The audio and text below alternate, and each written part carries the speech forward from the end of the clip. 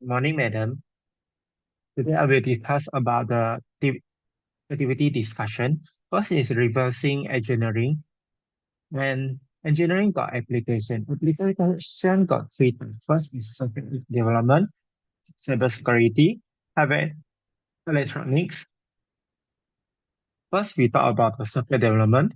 Software development like analyzes the computer software to understand functionality and improve features, and recover lost or outdated source code for legacy systems. This is cybersecurity. Cybersecurity is identify vulnerabilities in software or hardware to strengthen security systems, detect malware by analyzing the behavior and origin. And the last application is hardware and electronics. Electronics. And first, the contract typical product to learn their design and manufacturing process and enable interoperability between device by analysis system compatibility. And next, I will talk about the benefit. The benefit is first is innovation. The reverse engine can help companies innovate and improve open existing product by analysis competitors product. The company can incorporate useful feature or enhance its own offering. Next is safe costing. Safe costing is by improve fixing existing product or system. Reserve engineering can save on the cost of developing new products from scratch. And third is security improvement. This type is that the company identify the weakness in software or hardware alert business to mitigate mitigate risk to improve overall system security. And the last is the product recovery. Is when manufacturer lost the source code or documentation older products. Reverse engineering can help to restore or repair those products. And then next point is ethical and legal consideration. First is uh, intellectual property issue. We talk about the intellectual property issue and it often involves the reuse of someone else's intellectual property, which can raise legal concern, particularly the product is patient or copyright. The next is fair use and extraction. In some cases, reverse engineering may be legally permissible for purposes like research interoperability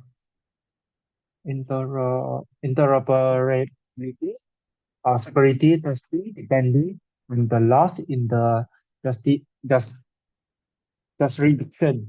And then the last point is ethical boundaries. The ethically of reverse engineering depend on the intent behind it.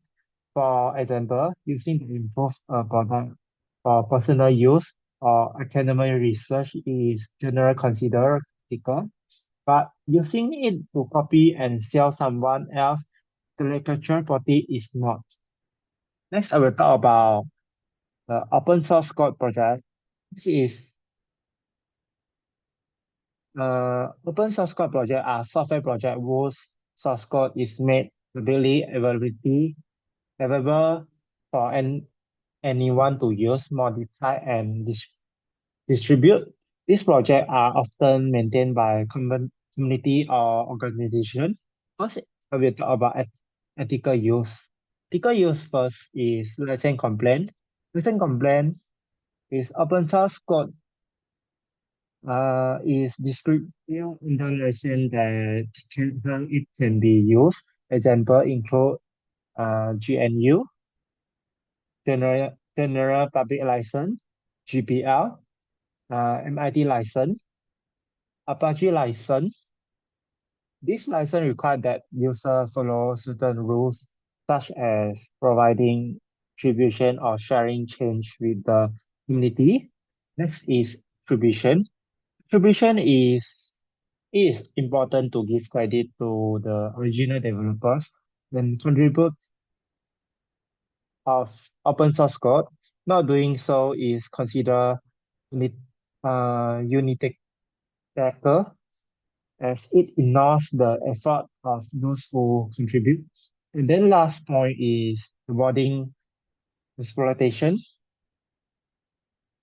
While open source code can be used for free, important not to exploit the work by taking with it without contributing back to the community.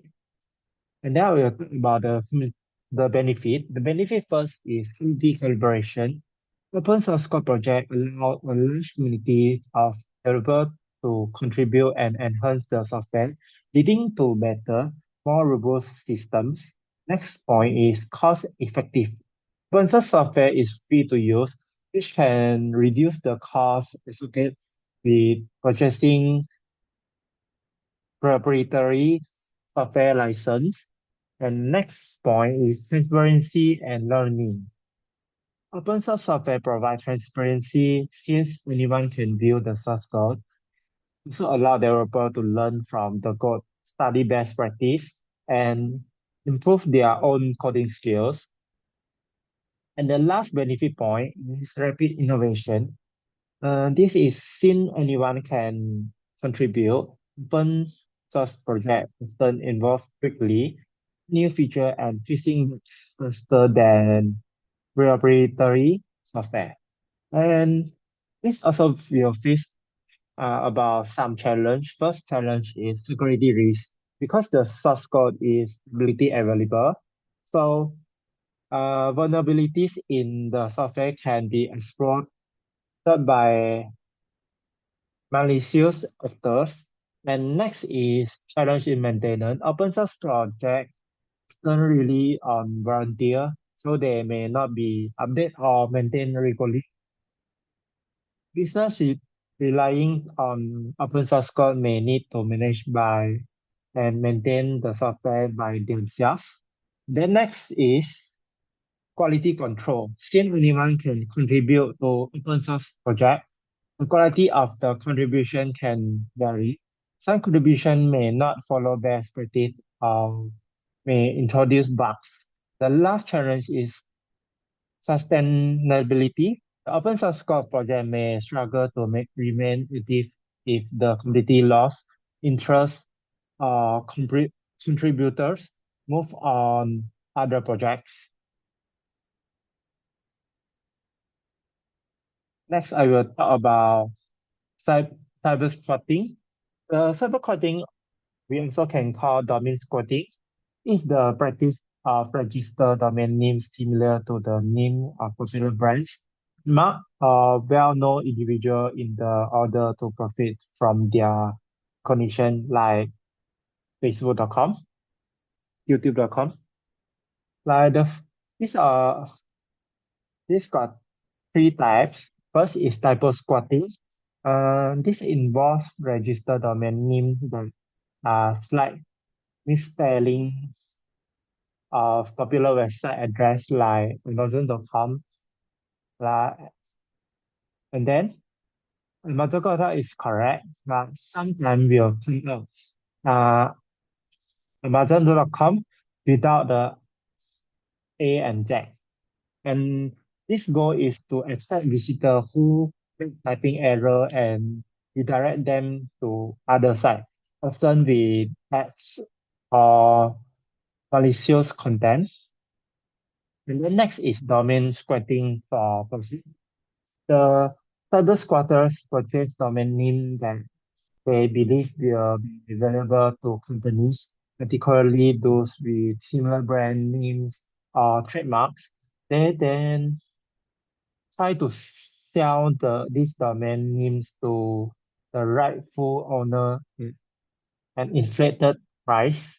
For example, register a domain like uh, we register Tesla Motor in info.com and then attempting to sell it to Tesla for large larger sum.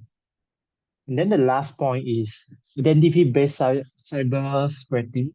This type of cybersecurity involves using the name or likeness of famous people, company or organizations. It can lead to defamation or fraudulent activities such as identify thief or impersonating a brand.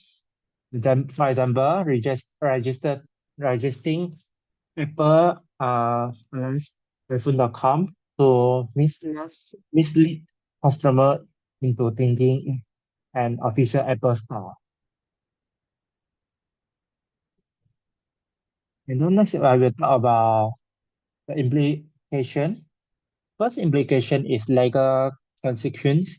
The Anti-Cybercrime Customer Protection Act (ACPA) allow the owners of trademark or brand names to sue cybercriminals. The ICANN Internet Corporation for Assigned Name and Numbers also handles disputed over domain names. The next point is financial losses. Business may losses the revenue and trust from customers who are misled by fake websites. And the last implication point is damage to brand reputation. If customer fell for a cybercrime website, it can harm the company reputation and result a loss of customer trust. That's all for my presentation. Thank you for watching.